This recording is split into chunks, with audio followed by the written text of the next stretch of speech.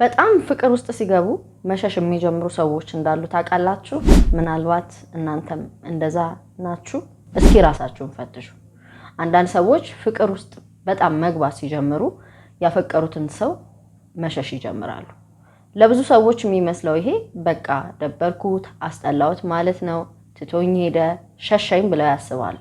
ግን የሚገርማችሁ የፍቅር ስሜት ሲሰማቸው እንደዚህ የሚያረጉ ሰዎች አሉ። ምንድነው ስነ ልቦናው ስለ እነዚህ ሰዎች የሚለው?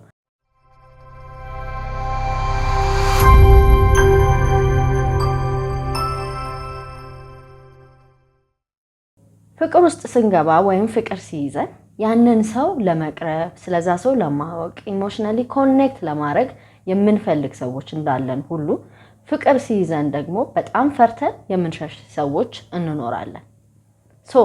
ይሄ ምንድነው የስነ ልቦና ኤክስፕላኔሽኑ? አንደኛ ፍቅር ስሜትን ያራቆታል። ደካማ ጎናችሁን እንድትገልጡ የሚያደርግ ነው እና በዚህ ምክንያት ሰዎች ይሄ ነገሬ ከታወቀ ወይም ደግሞ ቨልነረብል ኮንክ እንደ ትናንትና ወይ የዛሬ ዓመት እንደነበረው ወይም ባንድ የህይወት አጋጣሚ እንደተጎዳውት ሊጎዱኝ ይችላሉ ብለው ያስባሉ። ስለዚህ የተከዱ ሊሆኑ ይችላሉ ወይ የተገፉ ሊሆኑ ይችላሉ ወይም ደግሞ እምነታቸው የተበላ ልባቸው በጣም የተሰበረ ሰዎች ካሉ በቀድሞ የፍቅር ግንኙነታቸው ያ ነገር እንዳይከሰት ከመፈለግ የተነሳ እነዛ ሰዎች አካባቢ ሲሆኑ ለአደጋ እጋለጣለሁ በቃ ስሜቴ ፍራጃይል ይሆናል ብለው ስለሚያስቡ መሸሽን ይመርጣሉ። ፍቅር ለኔ አይሆንም ብለው የሚያስቡ ሰዎችም ፍቅር ሲይዛቸው ወደ ኋላ ማፈግፈግ የሚጀምሩ አሉ። ፍቅር ለኔ አይሆንም ማለት በቃ ዲዘርቭ አላረግም እኔ በተለያየ ምክንያት ሊሆን ይችላል፣ ካሳለፉት ነገር ሊሆን ይችላል፣ ሰዎች ላይ ካዩት ሊሆን ይችላል። I don't deserve love ወይም ፍቅርም የሚባል ነገር አደጋ ነው ትርፉ ብለው ሲያስቡ ወይ ራሳቸውን ለፍቅር ተገቢ እንደሆኑ ሰዎች ሳይቆጥሩ ሲቀሩ ፍቅርን ሊሸሹት ይችላሉ። ምክንያቱም ፍቅር ቢይዘው ራሱ እንደጉም በኖ ነው የሚጠፋው። እኔ ፍቅር ያለበት ቦታ ራሱ መገኘት የሚገባኝ ሰው አይደለም ብለው ሊያስቡ ይችላሉ። የተጎዱ ሰዎች ናቸው። ስለዚህ በዚህ ምክንያት ያ የፍቅር ስሜት ከሆነ ሰው ጋር መሰማት ሲጀምር ወዲያው መሸሽ መራቁን ይመርጣሉ ማለት ነው። አፍቅሬ ቀርቤያቸው በኋላ ትተውኝ ቢሄዱስ? አበንደን የምደረግ ሰው ነኝ። በህይወቴ የወደድኳቸው ሰዎች ከቤተሰቤ ጀምሮ ትተውኝ ሄደዋል፣ በሞትም ወይም ደግሞ ተክጄ። ስለዚህ አሁን እንግዲህ ይሄን እምላችሁ አስበው እኮ አይደለም፣ አእምሮ ግን ፕሮቴክት የሚያደርግበት ሜካኒዝም ነው። በቃ ፍቅር ውስጥ ከሆንኩ ትተውኝ መሄዳቸው ለማይቀር አባንደን መደረጌ ለማይቀር ለምን በኋላ እዛ ስሜት ውስጥ ገብቼ የበለጠ ከምሰበር ካሁኑ ብሸሽ ይሻላል ብለው ራሳቸውን ለፍቅር እንደማይገባ ሰው አድርገው ቆጥረው የሚሸሹ አሉ። ፍቅር ግጭትና ጭንቀት ነው እና ስሜቱ ይወጥራል። እኔ ደግሞ እንደዚህ አይነት ስሜት ውስጥ መኖር የለብኝም፣ ለራሴ በቂ ህመምና ጭንቀት ያለብኝ ሰው ነኝ ብሎ ሲያስቡ ሰዎች ሊሸሹ ይችላሉ። ይሄ ማፍቀር የሚባለው ስሜት ለዛ ሰው ኦፕን አፕ ሲያረጉ፣ ግልጽ ሲሆኑ፣ ኮሙኒኬት ሲያረጉ፣ ወሬ ሲያወሩ እየተጨነቁ ይመጣሉ።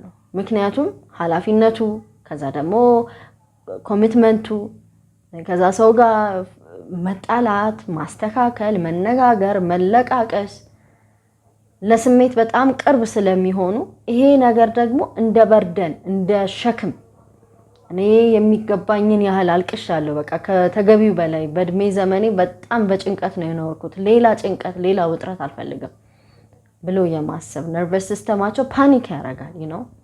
ኦሬዲ ያንን ሰው አፍቅረዋል። ስለዚህ ሲነጋገሩ ለቅሶ ሲመጣ ወይ ደግሞ ወቀሳ ሲመጣባቸው ወይ ደግሞ የበለጠ ያንን ሰው ያፈቀሩ ሲመጡ ፕሪዲክት ማድረግ ይጀምራሉ። እኔ በዚህ ሁኔታ ከቀጠልኩ እኮ በስራ ላይ ስራ ነው የሚሆንብኝ፣ ሌላ አሳይመንት ነው የሚሆንብኝ፣ እኔ ደግሞ በህይወቴ በቂ ሸክም አለኝ፣ በቂ ጭንቀት አለብኝና ሌላ ጭንቀት ሌላ ውጥረት አልገባም ብለው ሽሽት የሚፈረጥጡ ቀኝ ኋላ ዞረው ማለት ነው። እንደዚህ አይነት ሰዎች አሉ። ሌሎች ደግሞ እዋጣለሁ ብለው ሲፈሩ የሚሸሹ አሉ። እዋጣለሁ ማለት ማንነቴ፣ አስተሳሰቤ፣ ፍላጎቴ ሆቤ በሌላ ሰው ይዋጣል። ምክንያቱም ፍቅር ውስጥ ስትገቡ የዛን ሰው ስሜት ያፈቀራችሁትን ሰው ፍላጎት ለማሟላት በጣም ተጠራላችሁ። እሱም አይወደው ላለማድረግ እሷ የፈቀደችውን ለማድረግ በጣም ትሞክራላችሁ። በዚህ ውስጥ አንዳንድ ሰዎች የሚያዩት ምንድነው ይሄ አይደንቲቲው ኦሬዲ ሻዶ ይደረጋል፣ ማንነቴ ይዋጣል። ይሄንን ደግሞ አልፈልገውም ቢካዝ ምናልባት እድሜ ዘመኔን ሙሉ እኔ ስዋጥ ነው የነበርኩት። የምፈልገው አልነበረም ሲደረግልኝ የነበረው፣ ተገፍቻለሁ።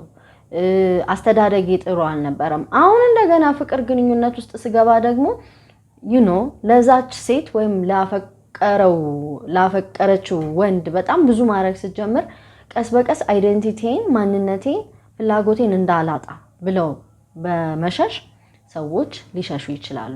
አንድ ነገር ልንገራችሁ፣ ስለሸሹ አያፈቅሩ ማለት አይደለም። አሁን ትልቁ ሚስ አንደርስታንዲንግ በቃ ሸሸኝ አይወደኝም ማለት ነው።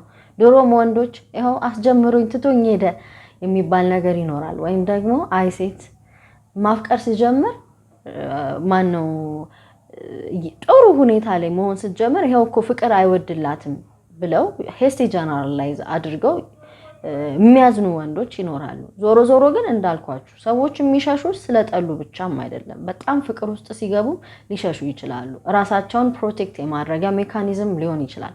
ትናንትናቸው ሃንት እያረጋቸው ሊሆን ይችላል። ከዛም ባለፈ ደግሞ ሪስፖንሲቢሊቲ ወይም ኃላፊነት የወደፊቱ ነገር ሲያስቡት አልወጣውም ብለው ሲያስቡም ሊሆን ይችላል።